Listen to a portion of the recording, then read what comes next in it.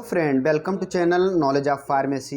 Aspirin gastro resistance tablet का आज हम रिव्यू करते हैं। तो ये आईपी यानी इंडियन फार्माकोपिया 75 mg की टेबलेट है और ये एक एंटी प्लेटलेट मेडिसिन है। एंटी प्लेटलेट मेडिसिन है और ब्रांड नेम की बात करें तो इकोस्प्रिन यूएसबी द्वारा बनाई जाती है। बहुत ही फेमस मेडिसिन है। अब इसके वर्क की बात कर लेते हैं तो Ecosprin is a non steroidal anti inflammatory drug यानी NSAID के अंतर्गत ये दवा आती है और ये अपने साथ विथ एंटी प्लेटलेट एक्शन रखती है। तो ज़्यादातर इसको डॉक्टर ये एंटी प्लेटलेट एक्शन में यूज करते हैं। ये दर्द और फीवर के यानी NSAID कैटेगरी की दवा है, तो इसको एंटी प्लेटलेट ज़्यादा यूज किया जाता है। It work by preventing platelet from sticking together.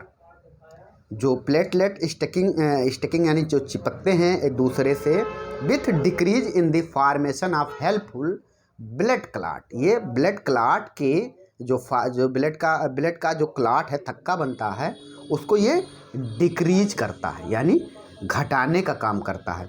This lower in the chance of heart attack और स्ट्रोक। अब जब ये जो है ये ब्लड थिनर मेडिसिन, जैसे ब्लड अगर थिन हो गया है तो ये उसको पतला करने का काम करता है यानी क्लॉट को ये जो है ब्लड को पतला करने का काम करता है, जिससे जो है हार्ट स्ट्रोक का जो चांस होता है वो कम हो जाता है। तो इस तरीके से इसको यूज किया जाता है। और वहीं इसके हम यूजेज की बात करें, डॉक्टर कहाँ पे इसको प्रिस्क्राइब करते हैं तो treat and prevent heart attack. सबसे ज़्यादा इसको कहाँ पे, अगर आपके हार्ट में कोई डिजीज है या फिर आपकी हार्ट की सर्जरी हुई है तो डॉक्टर इसको तुरंत प्रिस्क्राइब करते हैं कि इकोस्प्रिन लेना पड़ेगा, जिससे आपका खून जो है पतला रहे, जिससे स्ट्रोक का खतरा कम हो जाए, हार्ट अटैक का खतरा कम हो जाए। तो stroke, heart related chest pain क्या होता है? हार्ट रिलेटेड चेस्ट पेन होता है, जिसे हम MI कहते हैं, माइकार्डियल इन्फ्रेक्शन यानी एंजाइना कहते हैं। उसमें क्या होता है, सडनली चेस्ट पेन होता है, स्वेटिंग होती, बहुत पसीना होता है और वो दर्द जो है शोल्डर तक जाता है। तो उसमें जो है प्रिवेंट करता है, ये prevent formation of blood clot. जो ब्लड का थक्का बनता है उसी को रोकने का काम करता है। योर ब्लड वेसल्स, जो ब्लड वेसल्स में थक्का बनता है उसको रोकने यानी आपके खून को पतला करता है। मेडिसिन हार्ट प्रोटेक्शन, और ये मेडिसिन जो है हार्ट यानी हमारे हार्ट को प्रोटेक्शन का प्रदान करती है, प्रोटेक्शन प्रदान करने का काम करती है। तो ये इसका यूज है। और जो है ये एसिटाइल सैलिसिलिक एसिड की तरह ही ये भी जो है पेन और फीवर में जो है यूज की जाती है, बट इसका ज़्यादातर यूज जो है वो हार्ट डिजीज में ही डॉक्टर लेते हैं। साइड इफ़ेक्ट की बात करें तो हार्ट बर्न हो सकता है। इसका साइड इफ़ेक्ट हार्ट में जो है जलन हो सकती है, बर्न हो सकता है।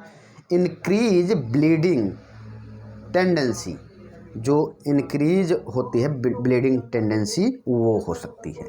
और नौजिया हो सकता है। अपसेट स्टमक, आपका अपसेट हो सकता है। इसीलिए इसको कहते हैं कि जो है खाना खाने के बाद ही लेना ज़रूरी, मतलब खाना खाने के बाद ही इसको लेना चाहिए। वोमिटिंग यानी उल्टी कंडीशन हो सकता है। वहीं डोजेज की बात कर लेते हैं तो ये जो है हार्ट में जब दिया जाता है यानी खून को पतला करने के लिए, यानी एंटी प्लेटलेट जब इसका इस्तेमाल किया जाता है तो 3.5 mg यानी पर केजी पर डे, यानी 3.5 mg पर केजी और पर डे OD यानी सिंगल डोज दिन में एक बार, मिनिमम 75 mg। आप ये समझिए कि एक टेबलेट जो है इसको देते हैं डॉक्टर। इसको एक टेबलेट दिन भर में 24 घंटे में एक टेबलेट देते हैं। वहीं प्रिकॉशन की बात कर लेते हैं तो अल्कोहल के साथ जो अल्कोहल लेता हो ये अनसेफ है, उसके साथ उसको नहीं, इसको लेने के बाद अल्कोहल नहीं लेना चाहिए। वहीं प्रेगनेंसी में कंसल्ट कर लेना चाहिए डॉक्टर को, क्योंकि प्रेगनेंसी में कोई भी मेडिसिन आप ले रहे हैं तो डॉक्टर से पहले कंसल्ट कर लें। अगर ब्रेस्ट फीडिंग की बात आती है तो भी कंडीशन है, डॉक्टर से संपर्क करके ही इसको लेना चाहिए। और जो है ड्राइविंग में ये अनसेफ है।